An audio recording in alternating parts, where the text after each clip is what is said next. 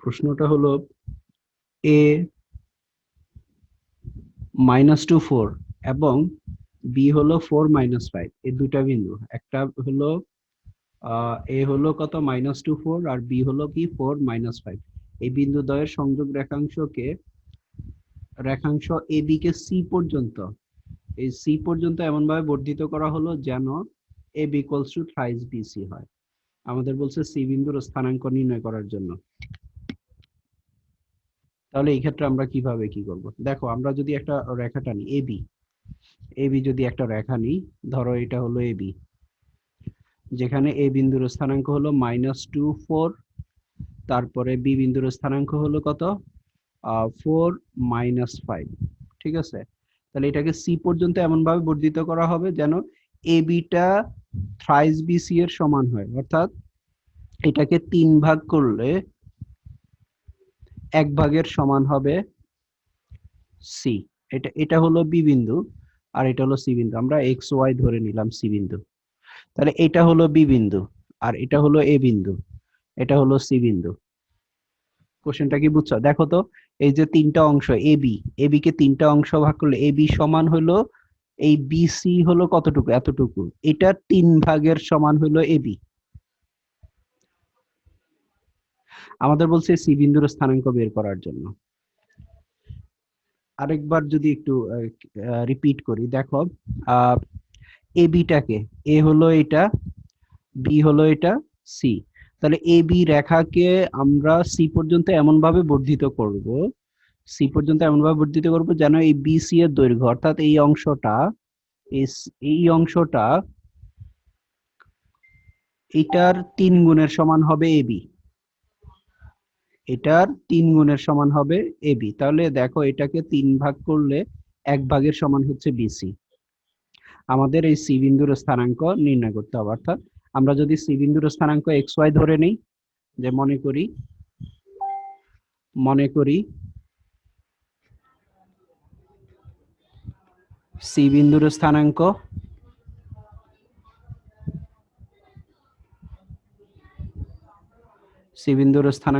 XY, C বিন্দুর স্থানাঙ্ক হলো XY, আমরা এটা ধরে নিলাম।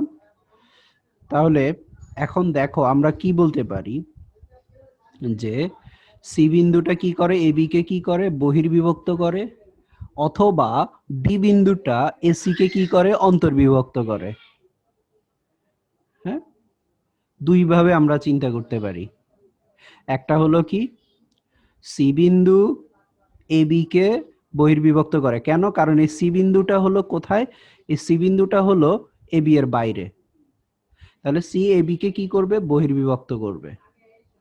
আর যদি আমরা B বিন্দুর কথা চিন্তা করি, তাহলে B বিন্দু কি করবে, AB কে, AC কে অন্তর্বিভক্ত করবে। এখন কত অনুপাতে? দেখো, এখান থেকে আমরা আমাদের দেওয়া আছে AB = থ্রাইস BC, বা এখান থেকে যদি আমরা একটু চেঞ্জ করে নেই, যে BC দিয়ে যদি ভাগ করি, তাহলে AB/BC = কত, 3। তার মানে বা এখানে যদি আমরা তোমার এখানে দুই ভাবে চিন্তা করা যায়। দেখো, আমরা অন্তর্বিভক্তি দিয়েও চিন্তা করতে পারি, বহির্বিভক্তি দিয়েও চিন্তা করতে পারি। এখন যদি এই অবস্থায় রেখে দিই, তাহলে আমরা কি পাচ্ছি? দেখো, AB অনুপাত BC = কত, 3:1। মানে এটা 3 এর নিচে 1 আছে, তাহলে এটা 3:1, ঠিক আছে। অর্থাৎ AB অনুপাত BC = 3:1। তার মানে কি, আমরা এখানে কমন বিন্দু কোনটা, কমন বিন্দু হলো কি B, কমন বিন্দু B, তার মানে B বিন্দুটা বিভক্ত করে। এখন B বিন্দুটার অবস্থান কোথায়, এই C এর ভিতরে, তাহলে B বিন্দুটা কি করবে, অন্তর্বিভক্ত করবে। B বিন্দুটা অন্তর্বিভক্ত করবে। তাহলে এই ক্ষেত্রে আমরা বলতে পারি এই যে B বিন্দুটা AC কে 3:1 অনুপাতে বিভক্ত করে। দেখো, এখন এখানে আমরা যদি চিত্রের মধ্যে তাকাই, তাহলে দেখো, এই B হলো বিভক্তকারী বিন্দু, এই Bটা হলো বিভক্তকারী বিন্দু, এটা হলো প্রথম বিন্দু, এটা হলো প্রথম বিন্দু, তারপরে সিটা হলো কি দ্বিতীয় বিন্দু। তাহলে বিভক্তকারী বিন্দু থেকে প্রথম বিন্দু থেকে বিভক্তকারী বিন্দু দূরত্ব এটা হলো কত 3 একক, আর এটা হলো কত একক 1 একক। তাহলে দেখো আমরা 3:1 পেয়ে যাচ্ছি। তাহলে এখানে আমরা বলতে পারি অতএব এসি কে বি বিন্দু কি করে 3:1 অনুপাতে অন্তর্বিভক্ত করে।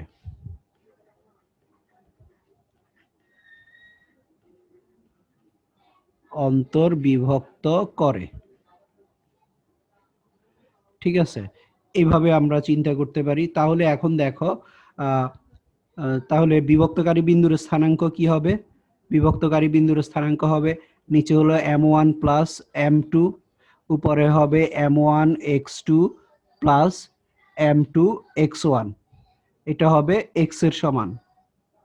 আবার y এরটা কি হবে, অর্থাৎ এটা হলো x। এখন বিভক্তকারী বিন্দু কি b, তাহলে b এর x কত 4, আমরা দেখতে পাচ্ছি এখানে 4। তাহলে এখানে 4 ইকুয়ালস টু, আমরা বলতে পারি 4 ইকুয়ালস টু এটা x। তারপরে y হলো কত -5, তাহলে এখানে আমরা বলতে পারি -5 ইকুয়ালস টু এখানে m1 প্লাস m2, এখানে হবে m1 y2 plus m2 y1। আর এখানে x1 y1 কোনটা হবে? এটা হবে x1 y1, আর এটা হবে কি x2 y2। এখন মানগুলা বসালে আমরা এখানে ক্যালকুলেশন করলে আমরা x এবং y এর মানটা পেয়ে যাব। অর্থাৎ যদি আমরা তাহলে এখানে ক্যালকুলেশন করি যে 4 ইকুয়ালস টু আমাদের বিন্দুগুলো কি, একটা হলো এ বিন্দু আর একটা হলো বি বিন্দু। এ বিন্দু হলো কত -2 4, এ হলো -2 4, তারপরে বি হলো 4 -5, আর সি হলো xy। ওকে, তাহলে এইখানে এটা হলো x1 y1, এটা হলো x1 y1, আর এটা হলো x2 y2। তাহলে আমরা যদি এখানে বসাই m1 প্লাস m2, এখানে আমাদের অনুপাতটা কত 3:1। তাহলে 3 প্লাস 1 নিচে হবে, আর উপরে হবে 3 ইন্টু m1 x2, x2 কত x, তারপরে প্লাস 1 ইন্টু x1, তাহলে কত -2, আর এখানে -5 ইকুয়ালস টু তাহলে আসবে কত 3 প্লাস 1 নিচে আসবে, আর হচ্ছে এখানের মধ্যে 3 ইন্টু অর্থাৎ m1 y2 কত y, তারপরে হলো plus 1 into m2 x1 y1 কত এখানে হলো 4। অর্থাৎ এখান থেকে এখন যদি আমরা ক্যালকুলেশন করি x এর মান পাবো। তাহলে 4 ইকুয়ালস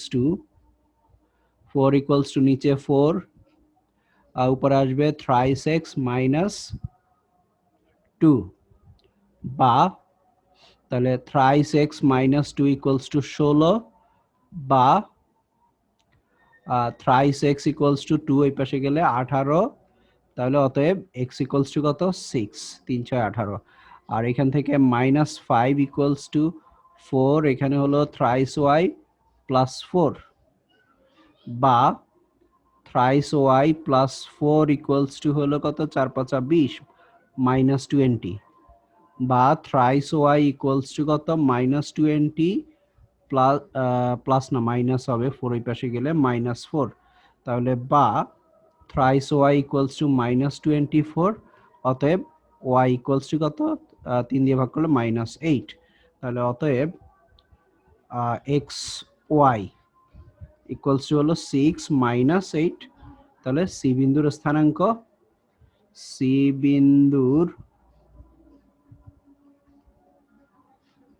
স্থানাঙ্ক হলো কত 6 -8, এটা হলো আনসার। এইটার ক্ষেত্রে যদি আমরা বহির্বিভক্তির কথা চিন্তা করি, আমরা এখানে দেখতেছি কি সি হলো বিভক্তকারী বিন্দু। তাহলে এই বিভক্তকারী বিন্দু থেকে প্রথম বিন্দুর দূরত্ব এটা কত হবে এই পর্যন্ত এতটুকু, ওইটা এর ক্ষেত্রে হবে কি, এই যে এই দূরত্বটা এটা হবে কত 4, তাহলে আর দ্বিতীয় বিন্দু হলো দূরত্ব 1, তাহলে 4:1। যদি আমরা সি বিন্দুর কথা চিন্তা করি তাহলে সেই ক্ষেত্রে আসবে কত 4:1। এই 4:1 দিয়ে তুমিও করতে পারো, আর তখন সরাসরি সি বিন্দুর স্থানাঙ্ক বের হবে।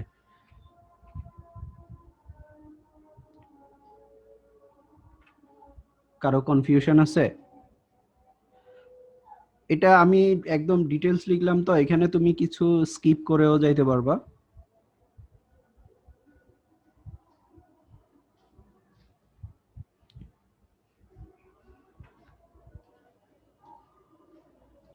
দেখো এখানে আমাদের বলা হলো কি 7 আর একটা হলো -5 10।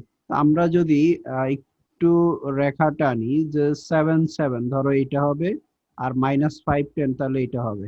তাহলে এইভাবে যদি আমরা যোগ করি, এটা হলো 7 আর এটা হলো -5 -10। ওকে, তাহলে এই ক্ষেত্রে এই যে এক্স অক্ষ যে অনুপাতে, এই যে এই অক্ষটা এক্স অক্ষটা যে অনুপাতে বিভক্ত করে, এই অনুপাত আর এই অনুপাত, এটার এই অংশ আর এই অংশের অনুপাত আমাদের বের করতে হবে। তাহলে দেখো আমরা বিভাজন বিন্দুটা, এটাকে যদি আমরা এ ধরে নিই, এটাকে যদি আমরা বি ধরে নিই, তাহলে এ বি কে এক্স অক্ষ ধরে নিলাম যে সি বিন্দুতে অন্তর্বিভক্ত করে। হ্যাঁ, এক্স অক্ষ সি বিন্দুতে, তাহলে সি বিন্দুর স্থানাঙ্ক কি হবে, এখানে এক্স হবে আর ওয়াই এর মান কত 0 হবে। এক্স অক্ষের উপর যে কোনো বিন্দুর ওয়াই এর স্থানাঙ্ক কি 0। এক্স অক্ষের উপর যে কোনো বিন্দুর ওয়াই এর স্থানাঙ্ক 0। তাহলে এই ক্ষেত্রে আমরা বিভাজন বিন্দুর মনে করি এ 7 বি -5 -10 কে এ ও বি এর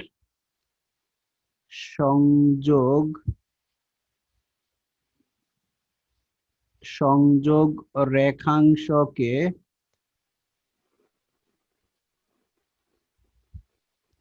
সি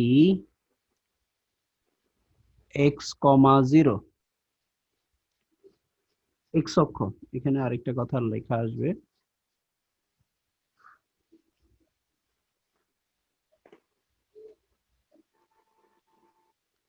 এক্স অক্ষ সি বিন্দুতে অর্থাৎ x0 বিন্দুতে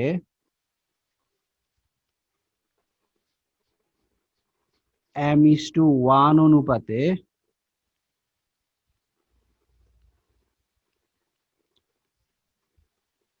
অন্তর্বিভক্ত করে। ওকে, তাহলে এই ক্ষেত্রে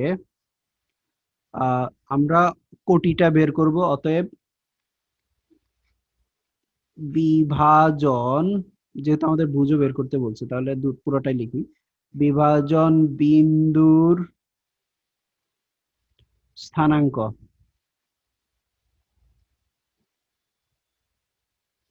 সেই ক্ষেত্রে আসবে কি m+1, আর এদিকে m ইন্টু x2 কত -5 প্লাস 1 ইন্টু x1 কত 7,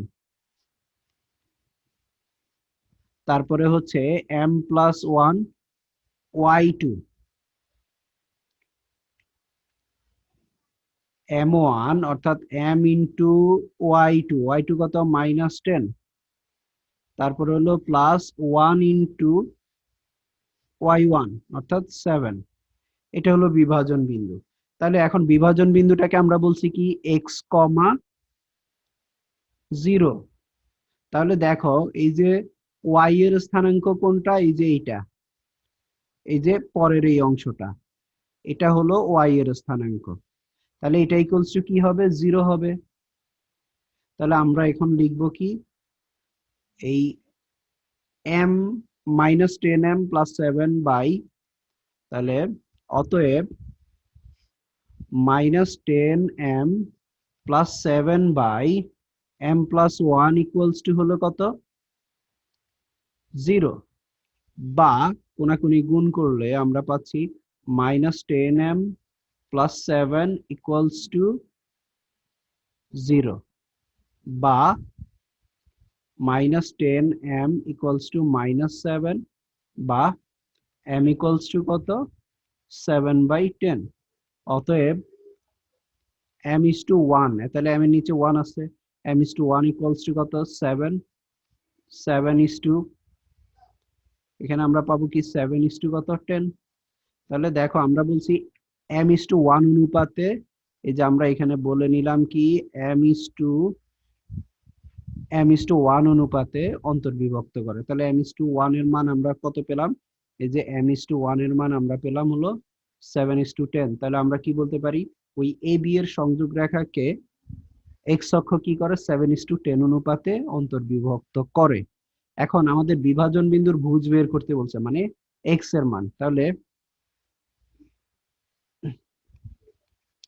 ভুজ ইকুয়ালস টু, অর্থাৎ এখানে m এর মান কত আমরা পেলাম, 7/10, m এর মান কত, 7/10। তাহলে আমরা এখানের মধ্যে m এর মান বসাবো, এই যে এই অংশটাতে, এই অংশটাতে, এখানের মধ্যে আমরা m এর মান বসাবো, ক্যালকুলেশন করলে যেটা পাবো সেটাই হচ্ছে ভুজ। তাহলে m ইন্টু -5 প্লাস 7, অর্থাৎ -5m প্লাস 7, নিচে হলো m প্লাস 1। এবার মান বসাও, m এর মান -5 ইন্টু 7/10 প্লাস 7, 7/10 প্লাস 7 প্লাস 1, তাহলে ইকুয়ালস টু, এখানে আসবে -35 প্লাস 70/10, আর নিচে আসবে এখানে 10, 17 যোগ করলে, তাহলে 35/17। এটাই হচ্ছে আমাদের বিভাজন বিন্দুর ভুজ। অঙ্কটা খুবই ইম্পর্টেন্ট অঙ্ক, এই জন্য আবার দেখালাম, একটু দেখবা এটা। ওকে, প্রশ্ন দেখা, একটি সমান্তরিকের একটা কর্ণের প্রান্ত বিন্দু দ্বয়ের স্থানাঙ্ক হচ্ছে 3, -4 এবং -6, 5। তৃতীয় শীর্ষের স্থানাঙ্ক হলো -2, -1, এর চতুর্থ শীর্ষবিন্দুর স্থানাঙ্ক নির্ণয় করো। তাহলে এই ক্ষেত্রে দেখো, আমরা যদি একটা সমান্তরিক অঙ্কন করি, ওকে, এটার একটা কর্ণের স্থানাঙ্ক হলো প্রান্তবিন্দু, একটা কর্ণের প্রান্তবিন্দুর স্থানাঙ্ক, দুইটা কর্ণ থাকে। তাহলে এই ক্ষেত্রে দেখো, যদি আমরা তৃতীয় একটা কর্ণ, এটা ধরো 3, -4, আর এটা হবে -6,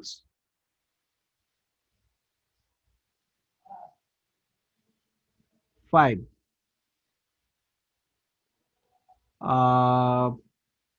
না, এটাকে যদি আমরা এইভাবে চিন্তা করি, অক্ষের সাপেক্ষে চিন্তা করি, তাহলে এটা হচ্ছে, একটু বিন্দুটা আমরা একটু চেঞ্জ করে নিব, উল্টা করে। ওকে, এটা হচ্ছে 3, -4, আর এটা হলো -6, 5, আর এটা তৃতীয় শীর্ষ, একটা শীর্ষ হলো -2, -1, আর এটার স্থানাঙ্ক আমাদের বের করতে হবে। এটাকে যদি আমরা xy ধরে নিই, তাহলে দেখো এখন এখান থেকে দেখো, যদি সমান্তরিকটা এ বি সি ডি হয়, ABCD সমান্তরিক হয়, তাহলে আমাদের এসি কর্ণের প্রান্ত বিন্দুগুলা দেওয়া আছে, এসি কর্ণের প্রান্ত বিন্দুগুলা দেওয়া আছে। আর আমাদেরকে কি করতে হবে, আরেকটা হলো তৃতীয় শীর্ষ দেওয়া আছে, আমাদের চতুর্থটা বের করতে হবে, অর্থাৎ অপর শীর্ষটা বের করতে হবে, অপর শীর্ষটা আমাদেরকে বের করতে হবে। তাহলে এই ক্ষেত্রে আমরা কি জানি, সমান্তরিকের কর্ণদ্বয় পরস্পরকে সমদ্বিখণ্ডিত করে, অর্থাৎ সমান দুইটা অংশে ভাগ করে। তাহলে যদি আমরা সমদ্বিখণ্ডন বিন্দুর স্থানাঙ্ক যদি ও ধরে নিই, তাহলে এখানে আমরা লিখব কি, ধরো যে এসি, মনে করি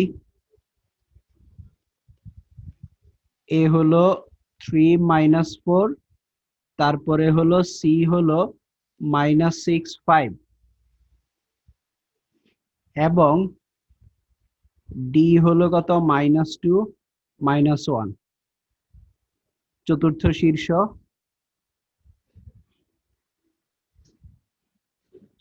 শীর্ষ বি কত এক্স ওয়াই এর মান আমাদের বের করতে হবে। তাহলে অতএব এসি কর্ণের মধ্যবিন্দু কিভাবে বের করে মনে আছে? এক্স যোগ করে 2 দিয়ে ভাগ। তাহলে এখানকার এক্স হলো কত 3 আর এদিকে হলো -6। তাহলে এই ক্ষেত্রে 3 -6/2 আর এদিকে হবে -4 + 5/2। এটা হলো ও বিন্দু। এসি কর্ণের মধ্যবিন্দু কি ও। তাহলে একইভাবে আবার বিডি কর্ণের মধ্যবিন্দু আমরা বের করতে পারি। বিডি কর্ণের মধ্যবিন্দু বিডি কর্ণের মধ্যবিন্দু ও। তাহলে ওটা কি হবে এই ক্ষেত্রে? বিডি কর্ণের সাপেক্ষে কি হবে? x-2। বুঝতে পারছো? অর্থাৎ এখানকার x যোগ এখানকার x / 2। তারপরে আবার এখানকার y -1, অর্থাৎ যোগ করতেছি আমরা y প্লাস ইন্টু -1, তাহলে -1/2। তাহলে দেখো এটাও ও বিন্দু আর এটাও ও বিন্দু। হ্যাঁ, এটাও ও বিন্দু এটাও ও বিন্দু, তাহলে দুইটাই কি ও বিন্দু না? তাহলে দুইটার স্থানাঙ্ক তো কি হবে? সেম হবে। তার মানে কি এটার এক্স আর এটার এক্স কি হবে? সমান হবে। অর্থাৎ প্রথমটার সমান হবে, ওয়াই এরটা ওয়াই এর সমান হবে। তার মানে এখানে আমরা কি বলতে পারি যে 3 - 6, তাহলে অতএব 3 - 6/2 = x - 2/2 এবং এখানে ওয়াই এরটা কত আসে? একটা হলো -5 -4 -4 + 5/2। তাহলে এখানে আমরা পাচ্ছি -4 + 5/2 = কি হবে? y - 1/2। তাহলে এখান থেকে আমরা বের করতে পারি -3 = x - 2 বা x - 2 = -3 বা x = -3 + 2।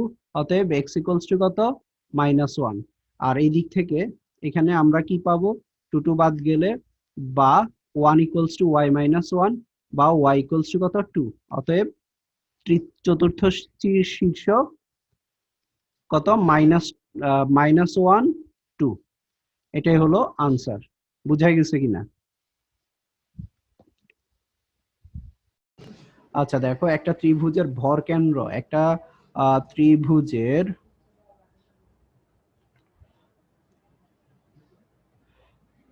এ বি সি যদি একটা ত্রিভুজ হয়, এ বি সি একটা ত্রিভুজ যদি হয়, তাহলে x1 y1 আর এটা যদি হয় x2 y2, তারপরে যদি হয় x3 y3।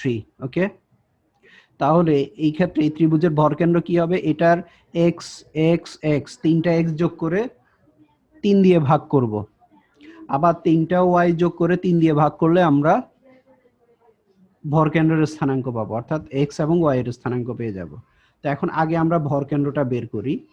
যে ধরি বা মনে করি, ধরি এ হলো AT1² টুয়াইস AT1, তারপরে হলো বি হলো AT2² টুয়াইস AT2, তারপরে সি হলো 8 3² টুয়াইস AT3।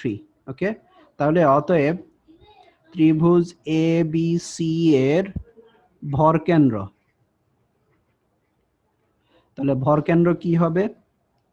ভরকেন্দ্র এক্স গুলা যোগ করব, 3 দিয়ে ভাগ করব, অর্থাৎ এখানে হচ্ছে প্রথম এক্স। দেখো প্রথম এক্স হলো কত? AT1² যোগ দ্বিতীয় এক্স কত? AT2² যোগ AT3²। ডিভাইডেড বাই 3, এটা হলো x এর স্থানাঙ্ক।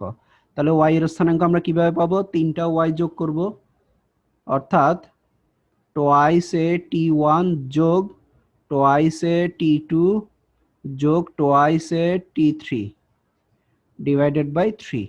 এটা হলো ভর কেন্দ্র। এখন আমাদের এক নম্বরে বলছে যদি x অক্ষের উপরে হয় তাহলে এটা দেখাইতে হবে, অর্থাৎ t1 plus t2 plus t3 equals to 0। তাহলে যদি একটা বিন্দু x অক্ষের উপরে হয় আমরা কি জানি? ওই বিন্দুর y এর স্থানাঙ্ক 0। তাহলে এই ভর কেন্দ্রটা যদি x অক্ষের উপরে হয় তাহলে কি হবে? এই অংশটা ইকুয়ালস টু কি হবে? 0 হবে। হ্যাঁ, y এর স্থানাঙ্কটা কি হবে? এই অংশটা কি হবে? 0 হবে। তাহলে ভর কেন্দ্র, এক নাম্বার ভর কেন্দ্র x অক্ষের উপর অবস্থিত হলে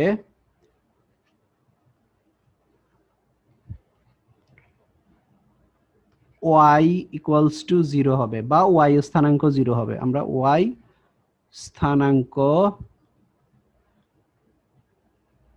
0 হবে, কারণ y ইকুয়ালস টু 0 হলে পরে কনফিউশন জাগতে পারে যে y কই আমার, y কেমনে আমি 0 বসাবো। তাহলে এখানে y0 মানে কি? টোয়াইস এ t1 যোগ টোয়াইস এ t2 যোগ twice A t3 divided by 3, এটা ইকুয়ালস টু কত? 0। তাহলে এখান থেকে টোয়াইস এ বাই 3 কমন নিলে t1 যোগ t2 যোগ t3 ইকুয়ালস টু 0। তাহলে অতএব t1 যোগ t2 যোগ t3 ইকুয়ালস টু 0, কারণ এখানের মধ্যে টোয়াইস এ বাই 3 এটা হলো কনস্ট্যান্ট টার্ম, এটা নট ইকুয়ালস টু 0। এইটা একইভাবে y অক্ষের উপরে যদি হয় তাহলে কি হবে? x এর স্থানাঙ্ক 0 হবে। তাহলে এটাকে আমরা 0 ধরে তারপর আমরা এটা প্রমাণ করে ফেলতে পারবো। ঠিক আছে, এটা বাকিটা নিজেরা ট্রাই করবা।